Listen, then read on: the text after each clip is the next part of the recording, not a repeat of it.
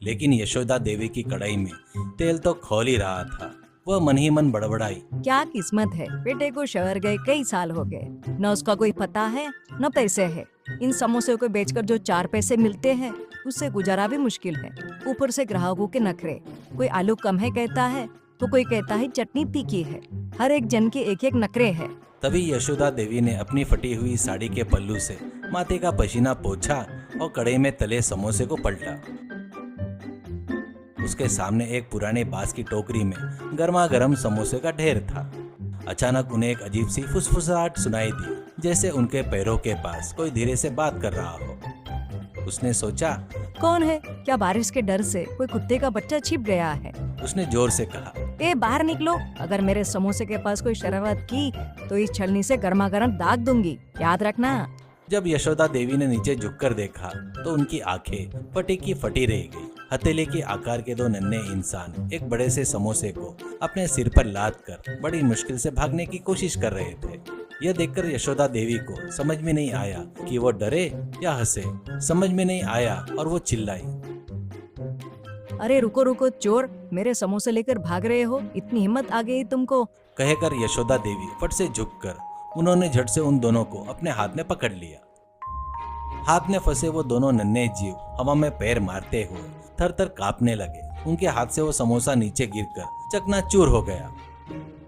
उनमें से एक ने चिल्लाया, और राक्षस जी ने पकड़ लिया पिंटू, अब हम नहीं बचेंगे, ये हमें तेल में डालकर समोसे बना देगी, बचाओ बचाओ। दूसरा नन्हा आदमी जिसका नाम चिंटू था वो बोला, अम्मा जी हमें मत मारिए, हम बहुत छोटे हैं, हमारा मांस आपके पेट के लिए काफी नहीं होगा। आप चाहे तो हम हमारे महाराज जी से आपका सोना दिलवाएंगे, बस हमें छोड़ दीजिए। यशोदा देवी ने उन्हें गौर से देखा। उनके कपड़े और सिर पर पहनी नन्ही रसोई वाली टोपी देखकर वह हैरान हो गई। उन्होंने पूछा, चिल्लाना बंद करो, कौन हो तुम लोग? इंसान हो या हवा में घूमने वाले गंधर्व? तुम मेरे समोसे क्यों चुरा रहे थे?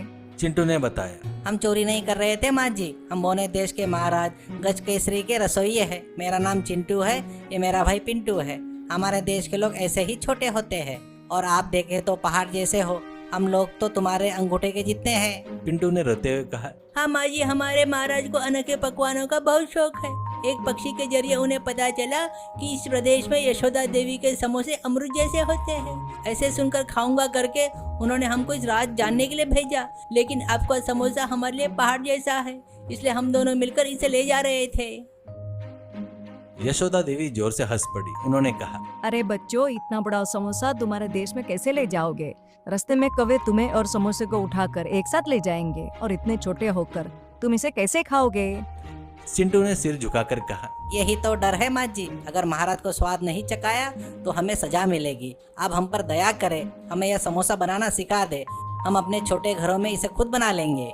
यशोदा देवी का दिल पिघल गया। उन्होंने कहा, ठीक है, ये बड़े समोसे तुम्हारे काम के नहीं है। मैं तुम्हें मिनिएचर समोसा कुकिंग सिखाऊंगी, यानी तुम्हारे आकार के छोटे समोसे। मैं यहाँ पर एक छोटा सा किचन बनाकर समोसे बनाना सिखाऊंगी। तुम्हारे देश में मैं नहीं आ सकती, तुम लोग यहाँ पर आकर सीखो। ये सुनकर चिंटू और पिंटू खुशी से चिल्लाने लगते हैं। उन्होंने वहीं एक छोटी सी रसोई तैयार की और अभी यशोदा देवी उनको छोटी छोटी सुई की नोक जितने छोटे समोसे बनाना सिखाती है। वे दोनों मैदा गूंदना, आलू को बारीक मैश करना और अजवाइन डालना सिखाने लगी। पिंटू ने मजाक से कहा, माँ जी ये मैदे का गोला मेरे सिर पर मत गिरा देना, वरना मैं समोसा बन जाऊंगा, थोड़ा संभल कर डालो। ऐसा पिंटू कहता है। यशोदा देवी हंसती है। तभी अचानक अजीब सी आवाज आती है। तभी आसमान से पक्षी जैसा एक बड़ा विमान नीचे उतरता है।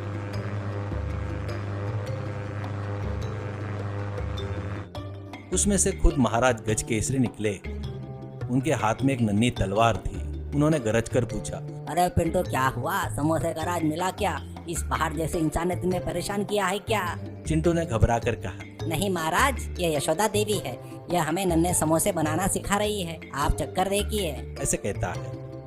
यशोदा देवी उस छोटे से राजा को देखकर आश्चर्यचकित होती है। यशोदा देवी ने एक नन्हे प्लेट में 10 छोटे समोसे महाराज के सामने रखे। महाराज ने एक समोसा खाया और झूम उठे।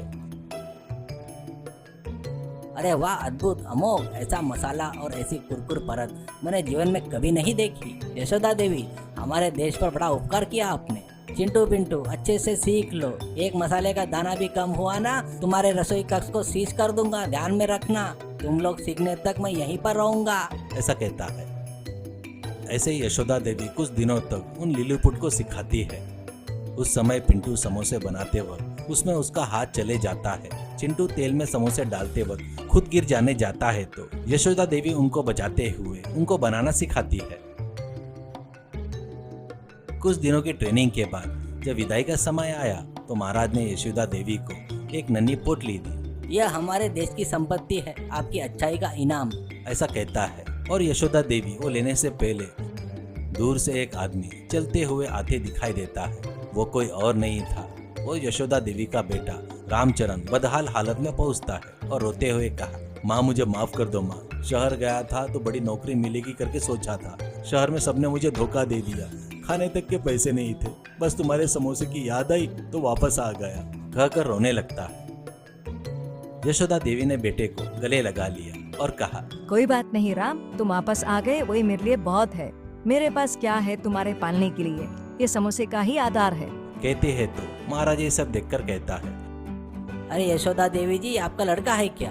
इनके जैसी माँ को छोड़कर गया ना, इसके बदले में इसे सजा देने की सोच रहा था, पर तुम्हारे आंखों में प्यार देखकर छोड़ रहा हूँ। एक बार पोटली खोल कर देखो। ऐसा कहता है। जब यशोदा देवी ने नन्ही पोटली खोली तो उसमें सैकड़ों सोने के सिक्के थे। भले ही वो आकार में छोटे थे, लेकिन उनकी कीमत बहुत ज्यादा थी। वो देखकर रामचरण का आश्चर्य से मुंह खुला रह गया और कहने लगा, माँ ये सब क्या है और ये छोटे लोग कहाँ से आए, इतने सारा सोना कहाँ से आया? ऐसा पूछता है तो यशोदा देवी हंसते हुए, ये मेरे अतिथि है, मैं जो समोसे बनाती हूँ ना, उसके स्वाद से खुश होकर भगवान ने भेजे से देवदूत है। तू जब नहीं था, अकेले समय में ये मेरे साथी बनकर मेरे साथ थे। ऐसा कहती है। तब राजा रामचरण से ऐसे कहता है, अरे रामचरण, तुम्हारी माँ के हाथों में अमृत है, इनकी कदर करो, वरना मैं अपनी सेना भेजकर तुम्हारे खिलाफ युद्ध छेड़ दूंगा, ध्यान में रखो।